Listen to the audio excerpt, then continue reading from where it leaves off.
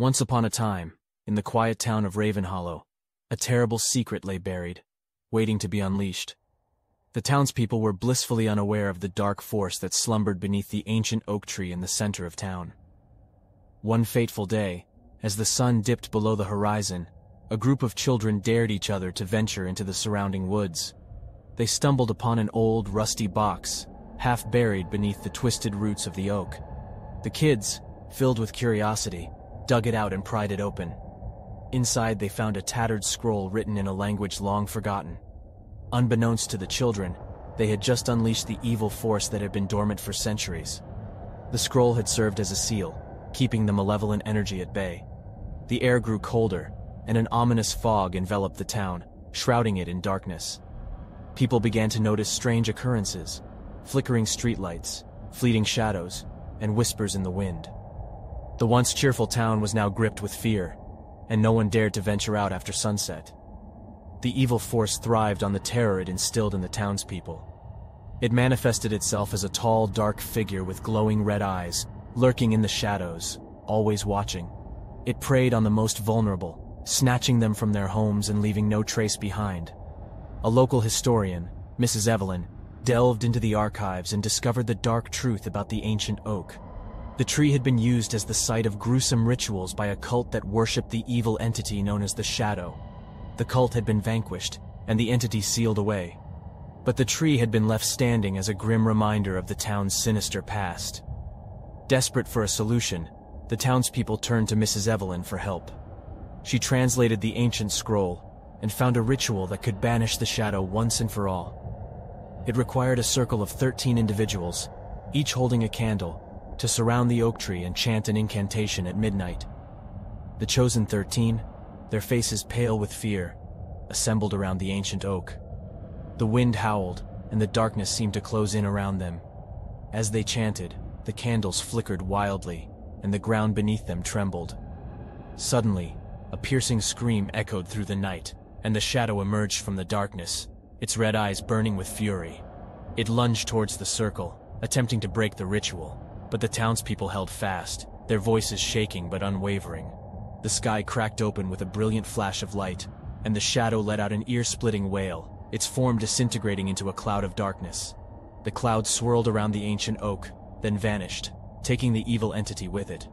Exhausted and shaken, the townspeople returned to their homes, hoping that the nightmare was finally over. The ancient oak was cut down, and a new tree was planted in its place, symbolizing a fresh start for the town of Ravenhollow. But as the years passed, whispers of the shadow's return began to circulate. Some claimed to have seen the figure in the darkness, its red eyes gleaming with malevolence. The children who had unwittingly unleashed the evil had grown up, now burdened with the knowledge that they had forever altered the fate of their once peaceful town. And so, the story of the shadow became a chilling tale passed down through generations, a reminder of the darkness that lurks in the shadows, waiting for its chance to strike once more.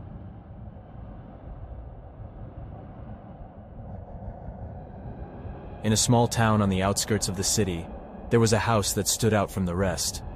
The locals knew it as the old Thompson House, a place that was said to be cursed.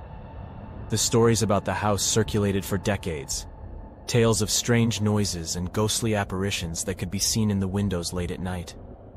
But it wasn't until the Thompson family moved in that the true horror began. At first, the family thought nothing of the creaking floors and strange noises that echoed through the halls. They had always been fans of old houses and thought the sounds were just a result of the age of the building. But as the days passed, the noises grew louder and more persistent. Doors would slam shut on their own, and objects would move across the room as if being pushed by an invisible force. The family began to feel as if they were being watched, and a sense of dread filled the air. Strange smells would waft through the house, and the temperature would drop suddenly, leaving the family shivering with cold. The youngest member of the family, a little girl named Emily, began to have terrible nightmares. She would wake up screaming in the middle of the night, claiming that someone was in her room, watching her as she slept. As the days passed, the activity in the house grew more intense. The family started to hear voices whispering in the darkness, and shadows would move across the walls without any apparent source. They tried to ignore the strange occurrences, but it became impossible to do so. The poltergeist was getting stronger, and it seemed as if it was trying to drive them out. One night, as the family was gathered in the living room, they heard a loud banging coming from upstairs. They rushed up to investigate and found that Emily's room had been completely trashed. Furniture was overturned, clothes were thrown across the room, and the walls were covered in strange symbols and writing that appeared to have been written in blood. The family knew that they had to leave the house, but they were too scared to stay any longer. They packed their things and left, never to return to the old Thompson house again. To this day, the house remains abandoned, a place where no one dares to go.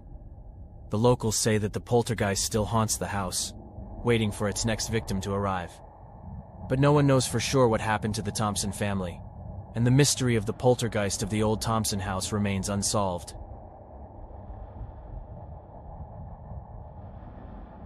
It was a small, remote town, nestled between the unending sea of trees.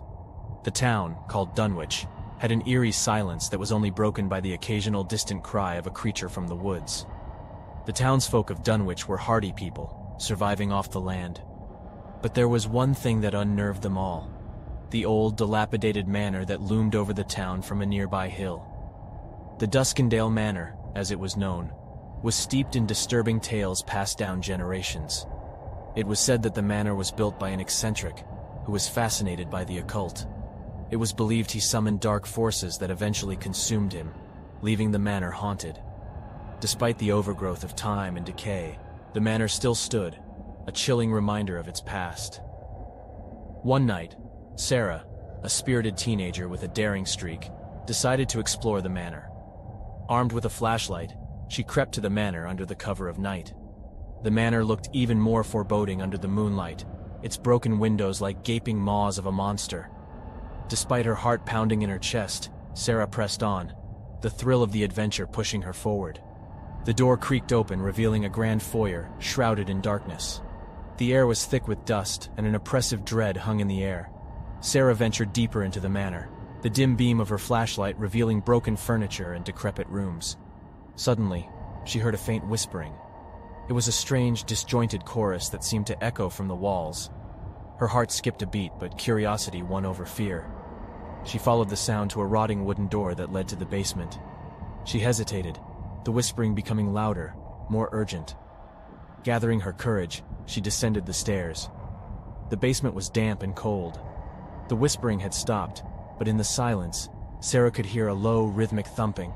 There, in the corner of the room, she saw an old, battered chest. The thumping seemed to be coming from it. She approached cautiously, her heart hammering in her chest. With a deep breath, she opened the chest. To her horror, inside was a pulsating heart, chained and wrapped in a black cloth inscribed with symbols glowing eerily in the dim light. As she stared, the heart started beating faster, the chains clinking loudly against the chest. Suddenly, a deafening roar filled the basement, and she felt an icy touch on her back. Turning around, she found herself staring into a pair of glowing red eyes. The creature was a grotesque specter, an abomination of twisted shadows and chains. The air around it seemed to warp and ripple with an otherworldly energy. The specter reached for her, its icy grip closing around her arm. Sarah screamed, the sound echoing through the manor. She pulled away from the specter, her body responding in pure instinct. She ran up the stairs, her screams echoing in the empty manor. The specter chased her, its chains rattling with each movement. She barely made it out of the manor, the specter's chilling roar echoing behind her. The manor's door slammed shut, the sound echoing in the still night. Sarah collapsed on the ground, her body shaking from the terror. From that night, the townsfolk reported hearing screams and roars from the manor. Sarah never spoke of what happened, her eyes haunted by the memory. The Duskendale Manor's legend lived on, a chilling tale of the darkness that lurks in the forgotten corners of the world. And Sarah, she was a living testament to the horrors that lay within its cursed walls. Her once vibrant spirit was forever subdued, replaced with a quiet, solemn demeanor. Word of Sarah's harrowing encounter spread throughout Dunwich, and the townsfolk began to avoid the manor with even greater fervor. The once curious and daring children no longer dared to venture near its grounds, fearing the wrath of the specter that was now known to reside within. Yet the Duskendale Manor's presence remained a constant threat, and as the months turned to years, It seemed as if the darkness within began to seep into the town itself. People began experiencing nightmares of twisted shadows and chains, waking in cold sweats with the echoes of whispers lingering in their ears. It was as if the manor's influence had grown stronger, a malevolent force hungering for something more. A group of townsfolk, including Sarah, gathered to discuss the fate of the manor. They decided that it was time to confront the evil within and put an end to the haunting that had cast a shadow over their lives. Armed with crosses, holy water, and other relics believed to ward off evil, they approached the manor, the weight of their task bearing down on their shoulders. The sun was setting as they entered the forsaken building, casting an ominous glow on the decaying walls. The air was heavy with dread and anticipation, the whispers from the walls growing louder and more frantic as they made their way to the basement. The pulsating heart in the chest seemed to sense their presence, its chains rattling with a renewed vigor. Sarah stepped forward, her hands trembling as she clutched the cross around her neck.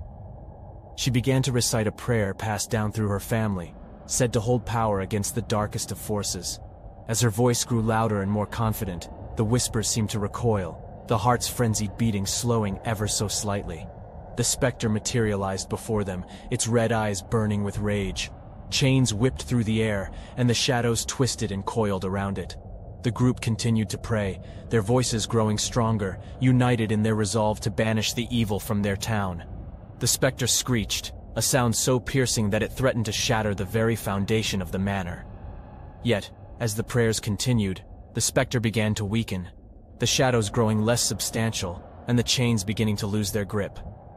In one final, desperate attempt, the specter lunged at Sarah, its icy grip reaching for her throat. However, as its fingers closed around her, the cross around Sarah's neck began to glow with a brilliant light, casting the specter back into the shadows. The group's prayers reached a crescendo, and with a deafening roar, the specter disintegrated into nothingness, its chains clattering to the ground. The heart in the chest ceased its pulsating, the glowing symbols fading away. The darkness that had permeated the manor seemed to lift, replaced by a newfound sense of peace. The group, exhausted but triumphant, left the manor, forever changed by their experience. The Duskendale Manor's curse was broken, and over time the building was reclaimed by nature, a forgotten relic of a darker past. The people of Dunwich went on to live their lives free of the shadow that had once haunted them, but they never forgot the night they confronted the specter and banished the evil that had once held them captive.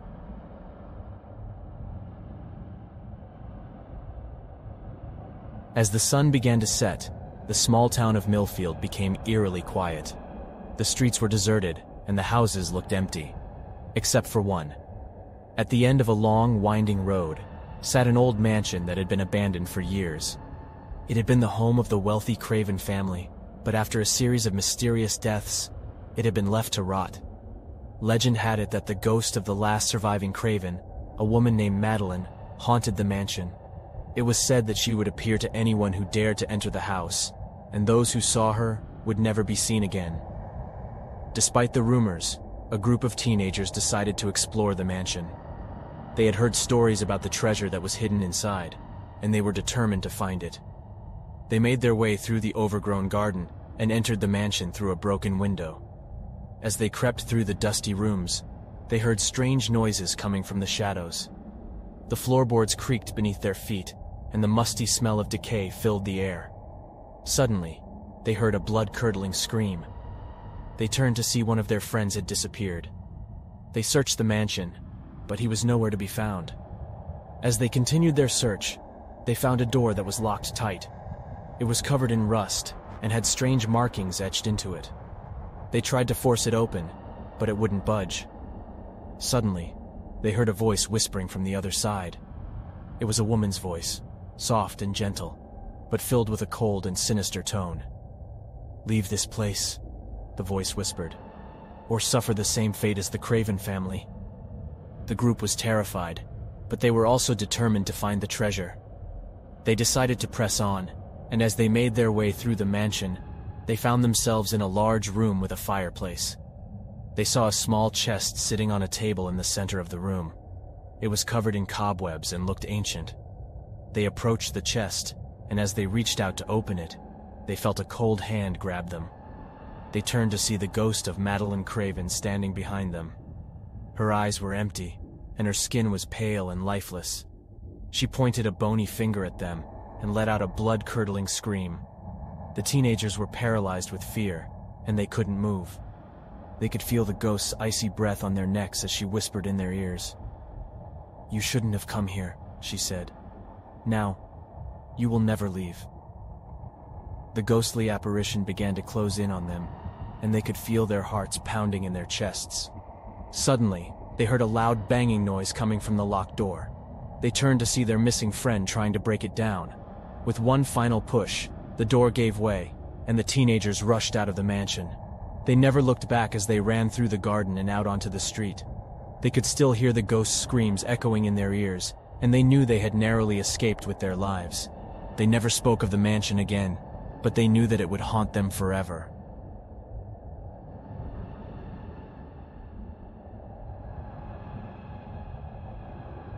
In the small town of Hollow Hills, there was a house on the outskirts that no one dared to enter. It stood tall and imposing, with blackened windows and an overgrown garden that seemed to swallow anything that came too close. The locals whispered about the dark secrets that lay within its walls, and tales of strange happenings at night that chilled the blood. One stormy night, a group of teenagers dared each other to spend the night in the haunted house. They laughed off the warnings of the townsfolk, convinced that they were brave enough to face whatever lay inside. But as soon as they stepped through the creaky front door, they knew they had made a grave mistake. The house was pitch black, and the air was thick with a musty, damp smell. As they made their way through the darkened corridors, strange noises echoed around them, making their skin crawl. They heard footsteps, whispers, and the sound of doors opening and closing.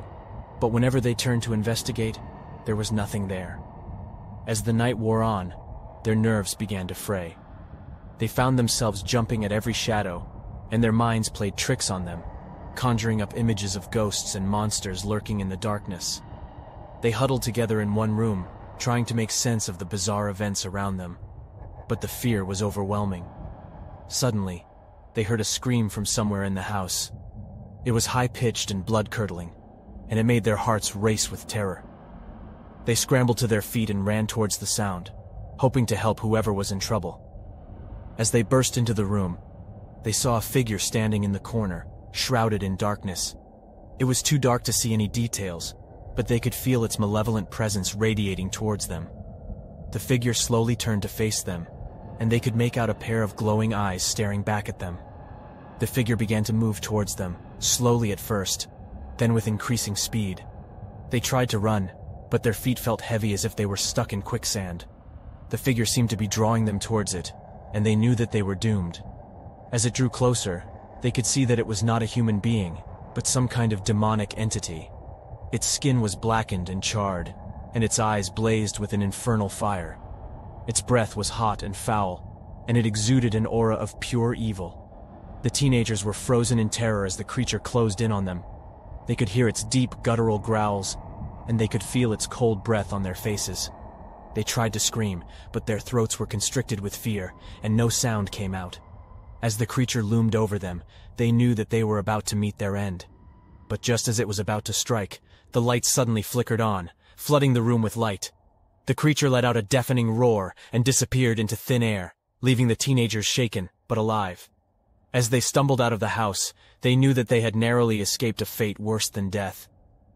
They vowed never to speak of the haunted house again, but the memory of that terrifying night stayed with them for the rest of their lives. And the legend of the demonic entity that haunted the house grew more fearsome with each passing year, ensuring that no one ever ventured into its walls again.